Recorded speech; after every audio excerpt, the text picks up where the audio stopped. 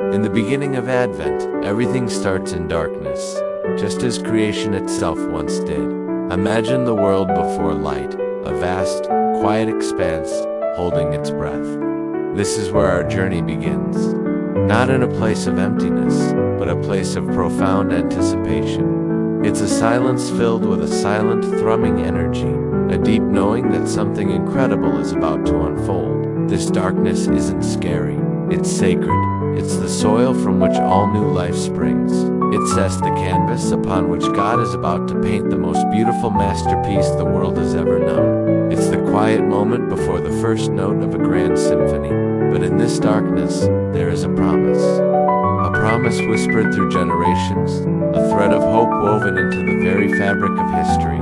It's a promise of a light that the darkness cannot overcome. It's a promise of a king who would rule not with an iron fist, but with a gentle heart. It's a promise of salvation, of redemption, of a love so powerful it would bridge the gap between heaven and earth. This promise is not a faint hope, it's a certainty.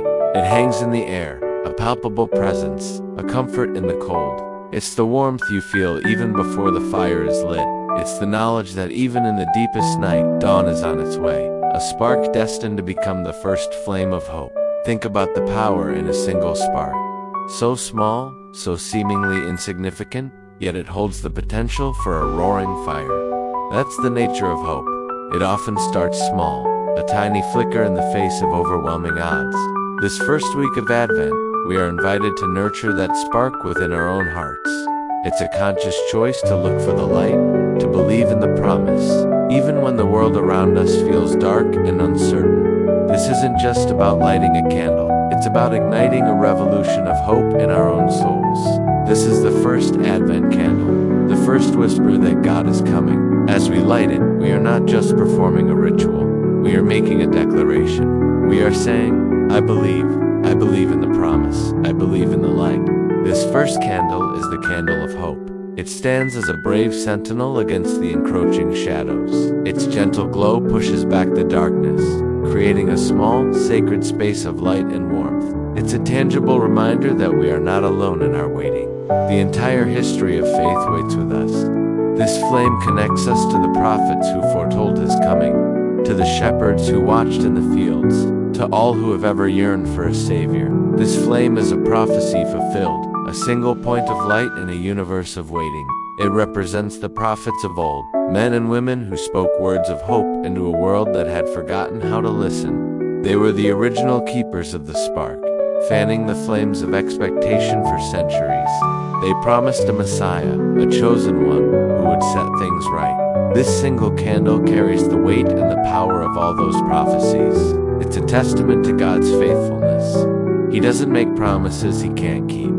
This light isn't just symbolic, it's a historical marker, a beacon that says, what was promised is now happening. Its warmth is a quiet rebellion against the cold of despair. In a world that can so often feel cold, cynical, and devoid of hope, this simple act of lighting a candle is an act of defiance. It's a refusal to give in to the gloom. It's a powerful statement that we choose to believe in goodness, in love, and in the coming of the King. The warmth from this small flame is more than just physical. It's a spiritual warmth that seeps into our bones, thawing the parts of our hearts that have grown numb or weary. It reminds us that hope is an active force, a warmth that can spread and change the atmosphere of our lives and our homes. It teaches us that the greatest journeys often begin with a single, humble step. We often think that changing the world, or even changing our own lives, requires some grand, dramatic gesture. But Advent teaches us a different lesson. It teaches us the power of small beginnings, the journey to the manger, the journey to the cross, the journey to the empty tomb. It all begins here, with one small flame. It's an invitation to start where we are, with what we have. Don't wait for the perfect moment or the grand sign. Light your candle. Take that first step. Trust that God can take our small acts of faith and turn them into something magnificent. And so, we watch, we wait. This is the posture of Advent. It's not a passive waiting, like waiting for a bus. It's an active, engaged, and watchful waiting. We are like sentinels on a wall, scanning the horizon for the first light of dawn. We are preparing our hearts, sweeping out the clutter, making room for the coming king. This first week, let the light of this one candle guide your preparations. Let its hopeful glow illuminate the places in your life that need his touch. Let's not rush through this season. Let's embrace the waiting. Let's savor the anticipation. Because in this holy waiting, our hearts are transformed and made ready to receive the greatest gift of all. As we move through this first week, let this single flame be your focus. When you feel overwhelmed by the darkness, whether it's in the world or in your own life, remember this light. It's a promise that you are not forgotten. It's a beacon calling you home. This is more than just a tradition. It's a spiritual practice. It's a way of aligning our hearts with the heart of God, who is, and was, and is to come. Let the hope it represents be the anchor for your soul. Let it be the quiet song that your heart sings in the middle of the night. The journey has begun. Hope has been lit, and it will not be extinguished. Thanks for joining me on this journey. Be sure to subscribe so you don't miss the next part of our Advent series. In Scripture, darkness is not just the absence of light, but the absence of God. Think about it. When we read those ancient texts, darkness isn't simply about the sun setting. It's a symbol, a metaphor for something much deeper. It represents a state of being, a spiritual condition where the divine presence feels distant, almost gone. It's the feeling of being lost in a vast, empty space, with no landmark to guide you, no voice to call out to you. This is the profound darkness the Bible speaks of, a world separated from its creator, a heart disconnected from its source of life and love. It's a chilling concept, one that paints a picture of a world adrift, a cosmos without its center. And humanity walks in this darkness, blind, weary, longing for direction. Imagine stumbling through an unfamiliar land with a blindfold on. You can't see the path ahead, the dangers that lurk, or the destination you're so desperately trying to reach. Every step is uncertain. You're tired, your senses are on high alert, but you're still fundamentally lost. This is the image of humanity wandering in that spiritual night. We are weary from the journey, tired of the confusion, the pain, the constant search for meaning in a world that often feels meaningless. We are blind to the ultimate truth, and deep down, every single one of us is longing for a sign, a guide, a light to show us the way home. The prophets spoke of this night, a spiritual night that covered the world. For centuries, voices rose up from the dust of history, men and women who saw this darkness with stark clarity. They were the prophets. They looked at the world around them, the injustice, the brokenness, the turning away from God, and they described it as a deep, encroaching night. Isaiah, Jeremiah, Micah, their words are filled with imagery of shadow and gloom. They weren't just being poetic. They were diagnosing the spiritual state of the world. They saw that humanity had willingly stepped into a shadow, choosing its own path over the path of light. And they warned that this night would grow deeper, colder, and more complete before any dawn could break. And into this night, a small flame begins to rise. Just when the darkness seems absolute, when all hope feels lost in the overwhelming blackness, something happens. A flicker, a single tiny point of light. It's not a blazing sun, not a sudden flood of illumination. It's a candle, one solitary flame, lit against the immense backdrop of the night. This is the promise of Advent. It's the quiet, defiant beginning of the end of darkness. This small flame represents a promise whispered long ago, a hope that refused to be extinguished. It's the first sign that the long night is not eternal, that the darkness does not have the final say. A new story is beginning, one that starts not with a roar, but with a whisper of light. This single flame is a symbol of expectation, of waiting. It doesn't instantly banish all the shadows, but it changes everything. For the first time in a long time, there is something to see, something to focus on.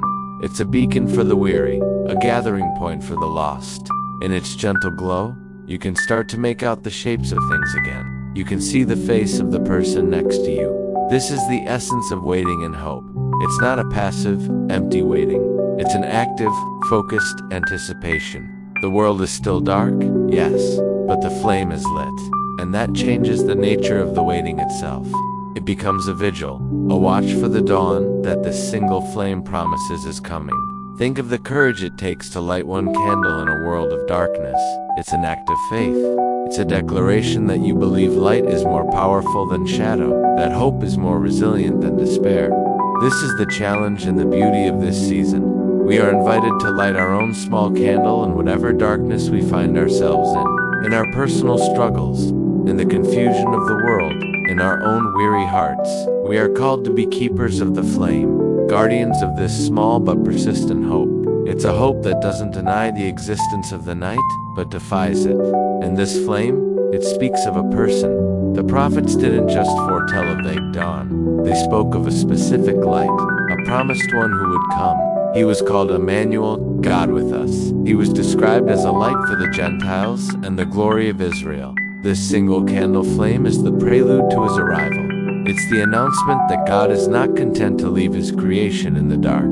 He is about to step into history, to become a part of our story, to be the light that the world has been longing for. The flame is a signpost pointing directly to Jesus.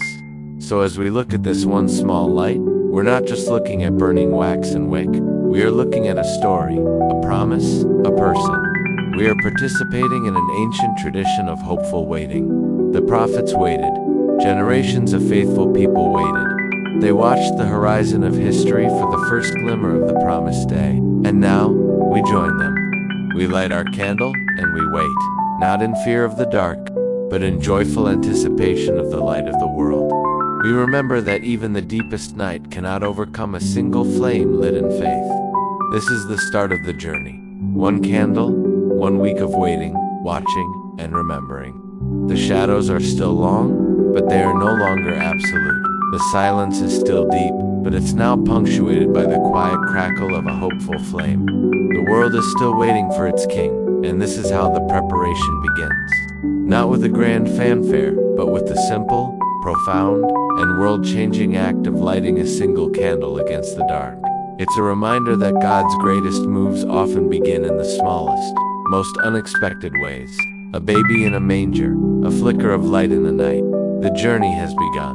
Thank you for watching. If this message resonated with you, consider subscribing to continue this journey of reflection with us.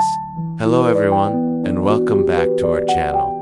Today, I want to talk about something incredibly powerful, something that has sustained humanity through its darkest hours. Hope.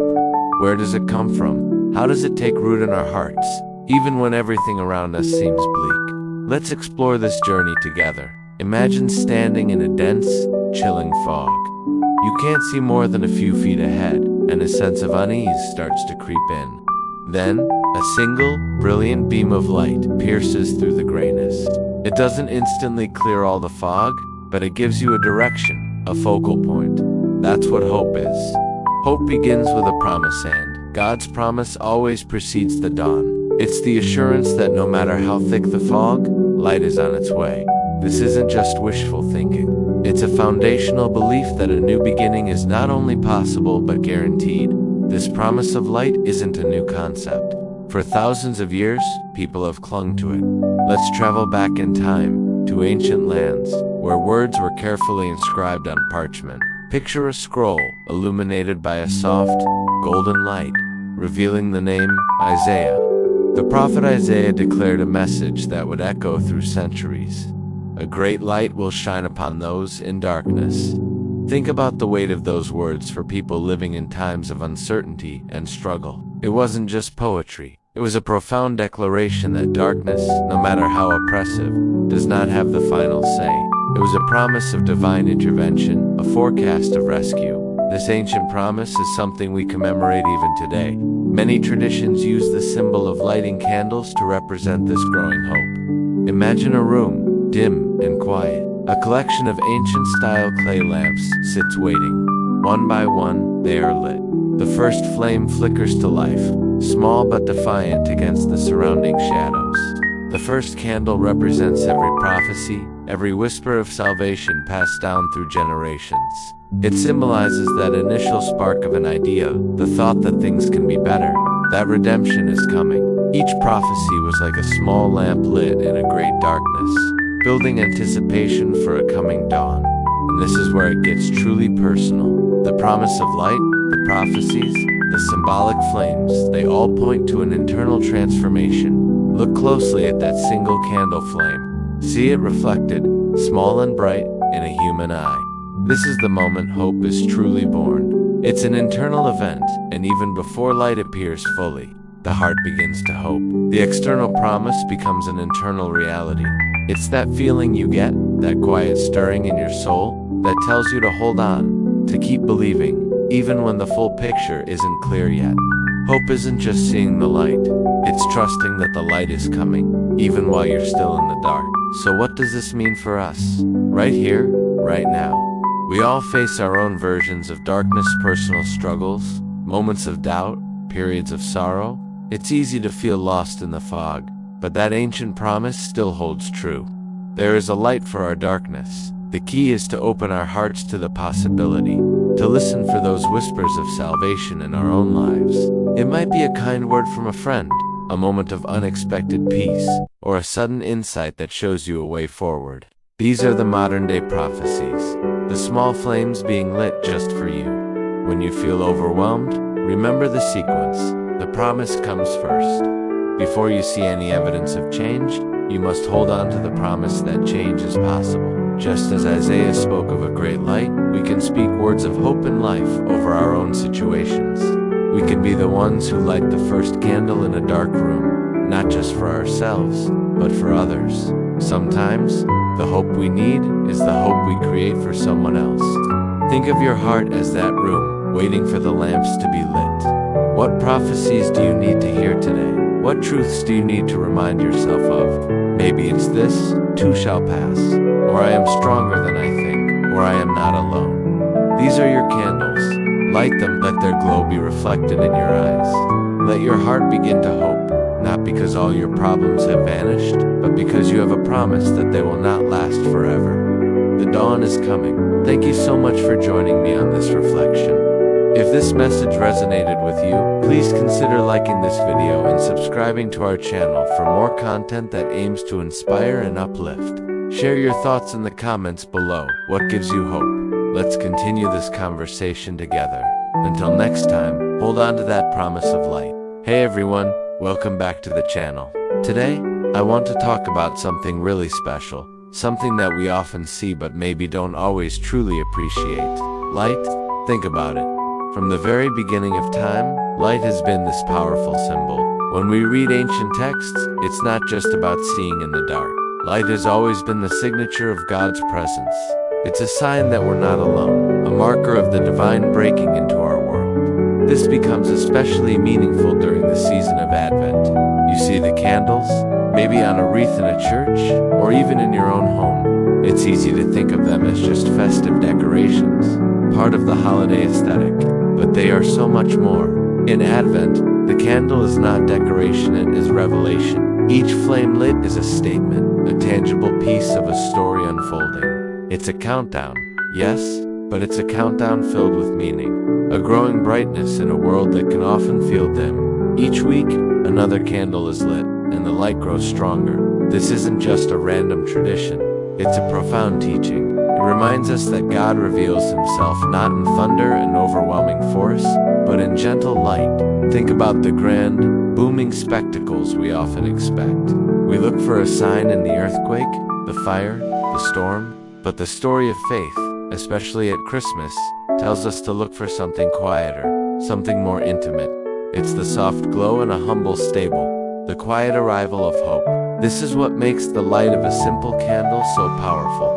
It's a message we can see, even when we cannot fully understand. You don't need a complex theological degree to feel the warmth of a flame, or to be comforted by its glow in a dark room. It speaks a universal language. It's a visual reminder that even a small light can push back the darkness, that hope can be present even when everything else feels uncertain. It's a promise, flickering right before our eyes. And that's the beauty of it. We are invited to participate in this revelation.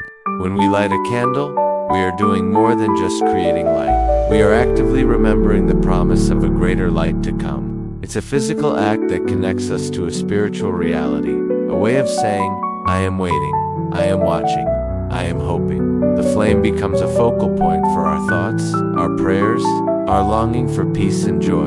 This concept of light as divine revelation isn't new. It's woven through centuries of art and architecture. Just look at the magnificent stained glass windows in ancient cathedrals. They weren't just for decoration. They were designed to be theological storybooks for the people. As the sun streamed through, it would transform the interior into a kaleidoscope of color and light, telling stories from the Bible in a way that was immediate and breathtaking. The light itself became part of the message, illuminating the sacred narratives. It was a way for people to experience the story, not just hear it. This tradition shows us that God often communicates through beauty. The light dancing off a gilded icon, the morning sun hitting a cross just right, these are moments of quiet revelation. They are whispers, not shouts. They invite us to pause and reflect, to see the holy in the ordinary. It's the same principle as that single candle flame. It draws our attention and stills our hearts, creating a space for us to encounter something beyond ourselves. So, as we see these lights all around us this season, let's try to see them differently. That string of lights on your neighbor's house, the candle in the window, the flame on the Advent wreath, they are all echoes of that first, gentle light. They are all part of this unfolding revelation. They remind us that the greatest truths are often the simplest, and the most profound messages are often delivered in a whisper of light. It's an invitation to look for God not in the spectacular, but in the small, steady, and faithful glow. It's a reminder that even when we feel lost in the dark, there is always a light to guide us home. A light that promises hope, peace, and a presence that never leaves us. Thank you so much for watching today. If this reflection meant something to you, please consider liking the video and subscribing for more content like this. I'd love to hear your thoughts in the comments below. Take care, and we'll see you in the next one. Hey everyone, welcome back to the channel. Today, we're diving deep into a topic that touches many of us, especially during this time of year, the spiritual journey. It's not always a straight, brightly lit path, is it? More often, it's a winding road full of unexpected turns, highs, and lows. We often talk about finding the light, but what if the journey is also about embracing the shadows? Let's explore that together. Think about any story of growth, any moment of real transformation in your life. It probably didn't happen when everything was perfect. It happened in the messy middle, in the moments of uncertainty. That's because light and shadow coexist in every spiritual journey. They are two sides of the same coin. We can fully appreciate the brightness of a new understanding or a moment of peace without having navigated the darkness of doubt or confusion. It's the contrast that gives the light its meaning. The shadows aren't something to be feared or avoided. They are the backdrop against which our inner light learns to shine its brightest. They are the soil in which the seeds of our resilience and wisdom are planted. Imagine this. You're walking slowly along a dim corridor. It's quiet, maybe a little unsettling. You can't see the end, but far ahead, there's a sliver of brightness, a promise of something more. This is the essence of faith. Faith isn't about having all the answers. It's not about seeing the entire path laid out before you in perfect clarity. In fact, faith grows in tension between what we know and what we await. It's the trust you place in that distant light, even when the corridor around you is filled with unknowns. It's the courage to take the next step, guided by a conviction that's felt more in the heart than seen with the eyes. This tension isn't a sign of weak faith. It's the very space where faith is exercised, strengthened, and made real. It's the gap between our current reality and our ultimate hope. This time of year, many traditions observe a period of waiting, a season called Advent. It's a time of anticipation, of looking forward to a great light, but it doesn't start with a floodlight. It starts with a single, small flame. And Advent teaches us this paradox. The smallest light defeats the deepest night. Think about a completely dark room. You don't need a bonfire to see. A single match, a tiny candle flame, is enough to push back the darkness, to reveal the shapes of the room, to show you the way forward. The darkness can't extinguish the light. It's the other way around.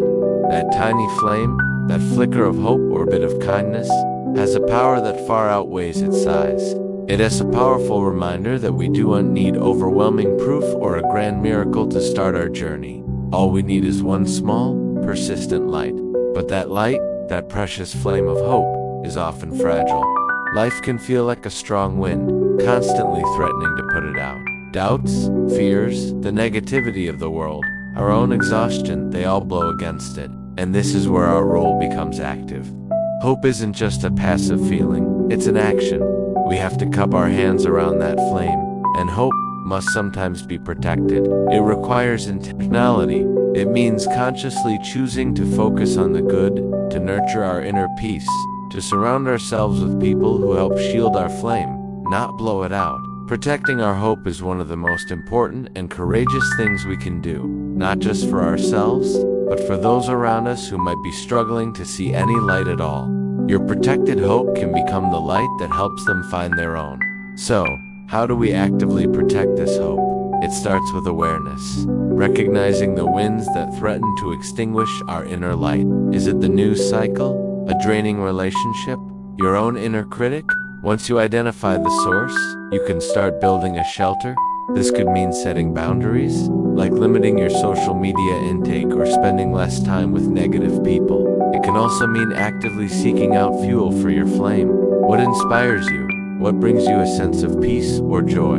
Is it music, nature, prayer, meditation, or a conversation with a trusted friend? Make those things non-negotiable parts of your routine. Think of it like building a lantern for your candle. The glass protects the flame, allowing it to burn steadily, even in a storm. Your daily practices, your boundaries, your sources of joy, they are the glass of your lantern. And remember, you don't have to do this alone. We often think of the spiritual journey as a solitary one, but community is a powerful shield. Sharing your struggles and your hopes with others creates a collective strength. When your hands get tired, someone else can help shield the flame. When your light flickers, the warmth of another's can help it grow strong again. This is the beauty of shared humanity. We are a community of light bearers, helping each other navigate the dim corridors of life. By protecting our own hope, we contribute to a larger circle of light that can push back even the most profound darkness. It's a ripple effect.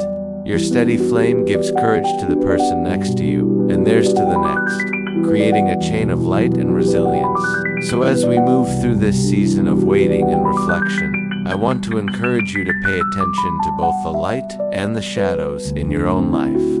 Recognize the tension where your faith is growing. Find that one small flame of hope, no matter how tiny it seems, and protect it fiercely. Build your lantern, find your community, and trust that your little light has the power to defeat the deepest night. It's not about ignoring the darkness, but about choosing to carry a light within it. Thank you so much for joining me for this conversation today. If this resonated with you, I'd love to hear your thoughts in the comments. How do you protect your hope? What does this journey of light and shadow look like for you? Sharing our stories is one of the most powerful ways we can support each other. Don't forget to like and subscribe for more content like this. Take care, and keep your light shining. Have you ever felt like you're waiting for something? Waiting for a breakthrough? Waiting for a sign? Waiting for the light to finally break through the darkness? We all have. It's a fundamental part of the human experience. We wait for exam results, for a phone call, for a season to change. But what if I told you there's a season specifically designed for waiting? A season that teaches us not just how to wait, but why we wait, and what we're truly waiting for. This season is called Advent. For many, it's just the countdown to Christmas, a time for chocolates and calendars. But it's so much more than that. Advent is a journey of the heart, a time of profound expectation and preparation. It's about getting ready, not just for a holiday, but for an encounter with hope itself. It's a spiritual pilgrimage that begins in the quiet shadows and leads us toward an overwhelming light. Think of it like this. Before a great celebration, what do? We clean the house, we plan the meal, we send out invitations, we prepare. Advent is our spiritual preparation. It's the 4 weeks leading up to Christmas where we intentionally slow down, reflect, and make space in our busy lives for something truly magnificent to happen. We're not just waiting for a date on the calendar. We're preparing our hearts to receive a gift beyond measure, the gift of God's presence with us. The word Advent itself comes from the Latin word adventus, which means coming or arrival. It's a season of looking forward to the coming of Jesus Christ. But here's the beautiful complexity. We look forward in two ways. We look back, remembering his first coming as a baby in a humble manger in Bethlehem, and we look forward, with hope and anticipation, to his second coming at the end of time. It's this dual focus that gives Advent its unique depth and richness. It's a season of both memory and hope, of reflection and eager expectation. At the heart of the Advent tradition is a simple yet powerful symbol, the Advent wreath. You've probably seen them, a circle of evergreen branches holding 4 candles, with a 5th often placed in the center. Every part of this wreath is steeped in meaning. The circle, with no beginning and no end, represents God's eternal love for us. The evergreens, which stay green even in the dead of winter, symbolize everlasting life and the enduring nature of our hope in Christ. And then there are the candles. Each week a new candle is lit, pushing back the darkness just a little more. This gradual increase in light is a beautiful picture of what's happening in our own hearts and in the world. As we journey through Advent, the light of Christ grows stronger and stronger, dispelling the shadows of fear, doubt, and despair. The first week, we light the candle of hope. In a world that can often feel hopeless, this first flame is a powerful declaration. It's a reminder that our hope is not based on our circumstances, but on the unwavering promises of God. The ancient prophets, like Isaiah, spoke of a coming Messiah, a light that would shine in the darkness. This first candle connects us to that long-held hope, the centuries of waiting that finally culminated in a star over Bethlehem. It's a hope that says, even when things look bleak, God is at work. Then, in the second week, we light the candle of faith, sometimes called the candle of peace or preparation. This flame calls us to trust in the journey. Faith is believing in what we cannot yet see. It's the trust that Mary and Joseph had as they traveled to Bethlehem, not knowing what lay ahead, but holding on to God's promise. This candle encourages us to prepare our hearts, to smooth the paths and make straight the highways for the Lord's arrival in our own lives, just as John the Baptist called the people to do so long ago. It's a call to actively believe and to make room for God. The third week brings a shift in tone. We light the pink candle, the candle of joy. This week is known as Gaudete Sunday, which means rejoice. The light is growing brighter, and our anticipation is building. The joy of Advent isn't a superficial happiness. It's a deep, abiding joy that comes from knowing that our salvation is near. It's the joy the shepherds felt when the angels announced the good news. It's a joyful pause in our waiting, a reminder that the object of our hope is a source of profound and lasting happiness. Finally, in the fourth week, we light the candle of love. All of history, all of the prophecies, all of the waiting leads to this. God's ultimate act of love, sending his one and only Son into the world. This candle represents the love of God made manifest in Jesus Christ. It's a love so profound that it was willing to be born in a lowly stable, to live among us, and to ultimately give everything for us. This final candle burns brightly, symbolizing that the waiting is almost over. Love is about to arrive in human form. And then, on Christmas Eve or Christmas Day, the fifth candle, the Christ candle, is lit. It's usually white and placed in the center of the wreath. All the waiting, all the hoping, all the preparing culminates in this moment. The light of the world has come. The darkness has not, and will not, overcome it. This central flame represents Jesus Christ himself, the fulfillment of all the promises, the embodiment of hope, faith, joy, and love. But the Advent journey doesn't end when the last candle is lit. In fact, that's just the beginning. Advent teaches us how to live in a state of hopeful expectation all year round. It trains our eyes to look for the light, to see God's presence in the ordinary moments of our lives. It reminds us that we are still an Advent people, living between the first and second comings of Christ, waiting for the day when all things will be made new. So, how can we make this Advent more than just a countdown? It starts with being intentional. It means choosing to slow down when the world is telling you to speed up.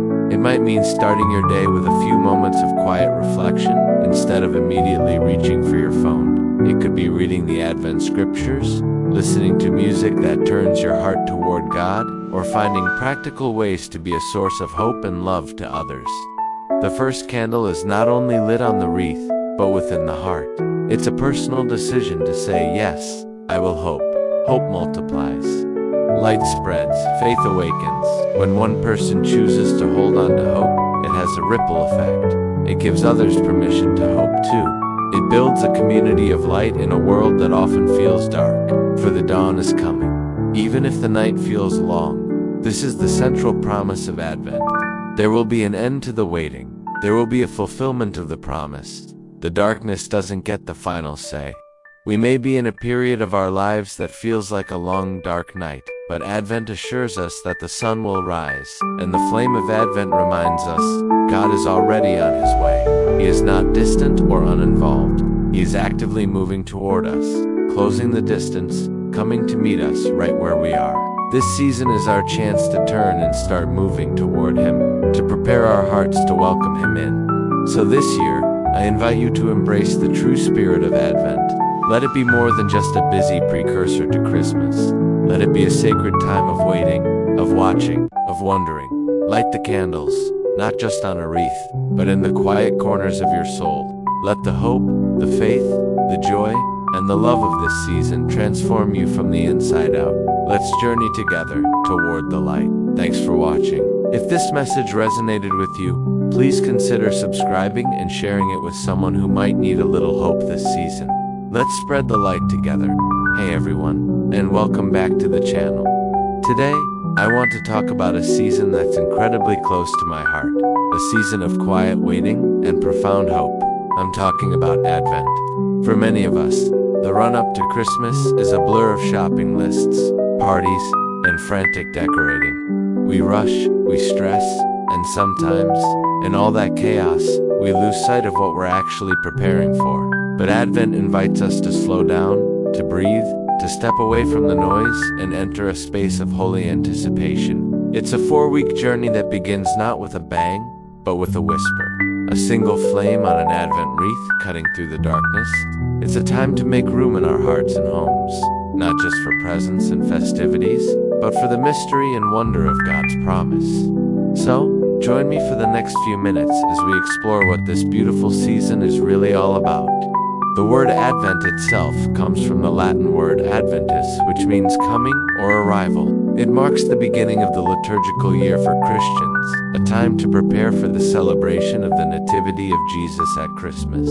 But it's not just about looking back at a historical event that happened 2,000 years ago. Advent has a dual focus. We prepare to celebrate Christ's first coming as a baby in Bethlehem, yes, but we also look forward with joyful anticipation to his second coming at the end of time. It's a season that bridges the past and the future, grounding us firmly in the present moment, in the now and not yet of our faith. It's about remembering what God has done and trusting in what he will do. It's a time to reflect on the prophecies of the Old Testament, the voices that cried out in the wilderness, promising a Savior, a light for the nations. The most visible symbol of this season is the Advent wreath. It's a beautiful tradition, rich with meaning. The wreath is typically made of evergreen branches, formed into a circle. The circle, with no beginning and no end, symbolizes God's infinite love for us, eternal and unchanging. The evergreen branches represent everlasting life, the promise of new life that Christ brings. Even in the dead of winter, when everything else seems dormant, the evergreen remains vibrant, a powerful sign of hope and resilience. Within this circle of green, we place 4 candles.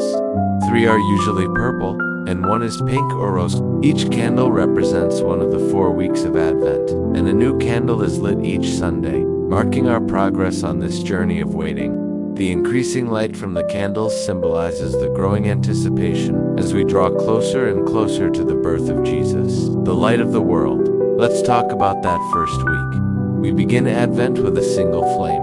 We light the first purple candle, often called the prophecy candle. It represents hope. Think about that for a moment. In a world that can often feel dark and uncertain, we start our journey by deliberately, intentionally, lighting a candle of hope. This flame represents the hope of the prophets who foretold the coming of the Messiah. It's a small, fragile flame, yet it's unstoppable. It pushes back the darkness, however slightly. This first candle reminds us that our hope is not based on our circumstances or our feelings. It's anchored in the unwavering promises of God. In the deepest darkness, God plants a seed of hope. In the profound silence of waiting, He is preparing our redemption. This single flame proclaims a powerful truth. The light is coming. In fact, the light has always been coming. As we move into the second week of Advent, we light another purple candle. This one is often called the Bethlehem candle, and it represents faith or preparation. It calls to mind the journey of Mary and Joseph to Bethlehem. It wasn't an easy journey. It was long, arduous, and filled with uncertainty. They had to trust God's plan, even when it didn't make sense. This candle invites us to prepare our own hearts. Just as John the Baptist prepared the way for the Lord, we are called to prepare a way for Christ to enter our lives more fully. It's a time for self-examination, for repentance, for clearing out the clutter in our souls to make room for the King. It's about asking ourselves, what in my life needs to be straightened out? What valleys need to be filled? What mountains need to be made low?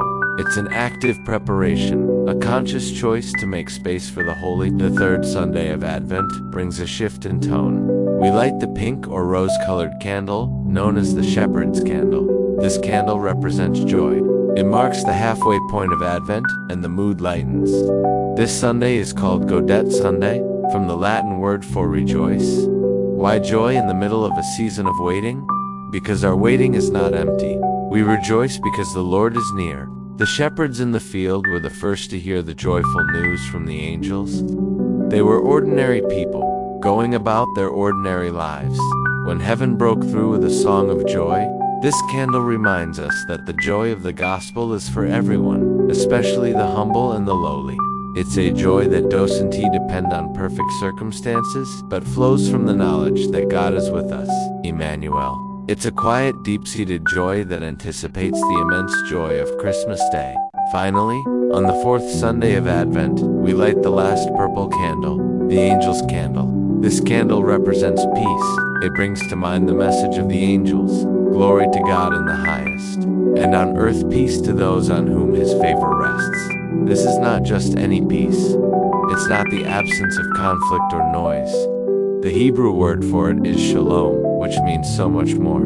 It means wholeness, completeness, well-being, and harmony with God and with one another. This is the peace that Jesus came to bring. He is the Prince of Peace. As we light this final candle, the wreath is ablaze with light. The darkness is almost completely overcome. We are on the very threshold of Christmas. This final candle signifies the peace that surpasses all understanding. A peace that comes from knowing we are loved, forgiven, and redeemed by a God who chose to enter our world to save us. So, as we journey through these 4 weeks, what can we do practically to embrace this season? First, consider getting an Advent wreath for your home. Lighting it each night, perhaps during dinner or before bed, can be a powerful family ritual. Second, create a playlist of Advent music. It's different from Christmas music. It's more reflective, more expectant. Hymns like O Come, Emmanuel perfectly capture the mood of longing and hope. Third, try to find moments of silence each day. Turn off the TV, put down your phone, and just be still. Allow God to speak to you in the quiet. Maybe read the daily Mass readings or an Advent devotional. It doesn't have to be long. Just 5 or 10 minutes can recenter your whole day. And finally, think about how you can be a source of hope, faith, joy, and peace for others. This season is about preparing for Christ's coming, and we encounter Christ in our neighbor. Advent is a gift. It's a chance to reset, to refocus, and to remember what truly matters.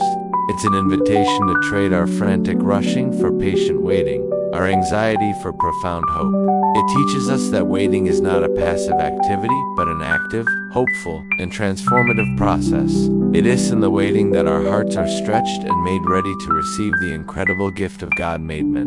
As the light grows week by week, let it be a reminder that no matter how dark things may seem, the light is coming. The light has always been coming, and He will find us waiting, with hearts full of hope. Subscribe now to watch more videos about mystery.